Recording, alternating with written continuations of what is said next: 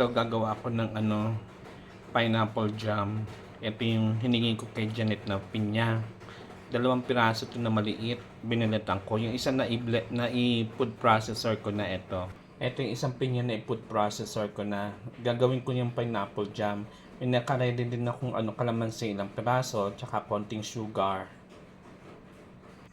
Ito yung pangalawang pero kalahati lang ng pinyang ginamit ko kasi yung kalahati bala ko mag macaroni salad sa Sunday kasi potluck dito do sa Tagaytay Church.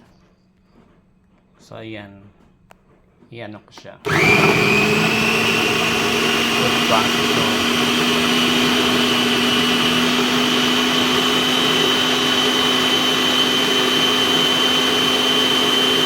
Sa food processor ko siya nilagay kasi meron siyang buo-buo pa rin kahit na paano. Pag sa blender kasi masyado siyang durog, naliliquify.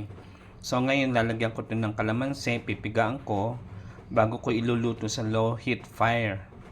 Lalagyan ko ng konting sugar kasi may natural ng tamis tong tong pineapple, matamis masyado. So yan. Itutuloy ko yung aking video later habang magpipiga ako ng kalamansi. Ito na yung aking pinakukuluan na pineapple jam. Iba nito kasi naglalagay sila ng ng gel, kaya pineapple jelly. Ako hindi na kasi inaamag pang di mo na ubos eh. So pineapple jam lang, kalamansi lang, tsaka konting sugar lang kasi matamis na yung pinya eh. Ayan, kumukulo na siya. Ayan, kumukulo siya. At ang bango kasi nilagyan ko ng kalamansi eh. Tinanggal ko na yung ibang bubbles pero mabubbles pa rin oh. Usually yan tinatanggal yan. Kahit sa ulam eh. Yan yung mga impurities. Kahit na hinugasan mo yan. So kailangan talaga tinatanggal.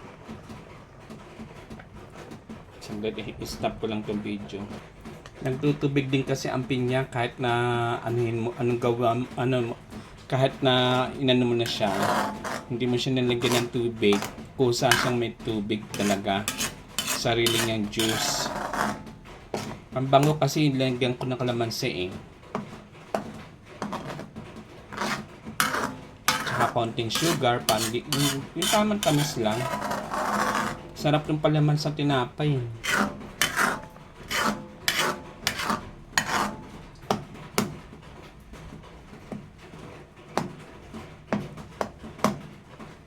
Ayan. Sarap niyan. So guys, ito luto na yung aking pineapple jam. At yum na naman to. Masarap to sa sa hot pandesal. So guys, God bless you all. Yan lang po ang paggawa ng pineapple jam.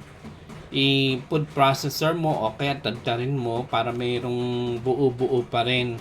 Kasi pag sa blender naliliquify siya, napipino. Yung bang pinong-pino wala ka nang maramdaman na makain na piraso ng pinya.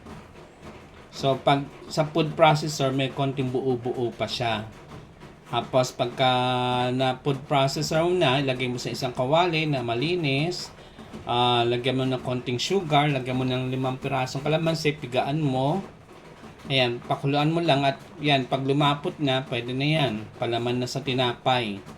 So ganyan lang po kadali gumawa ng pineapple jam. God bless you all.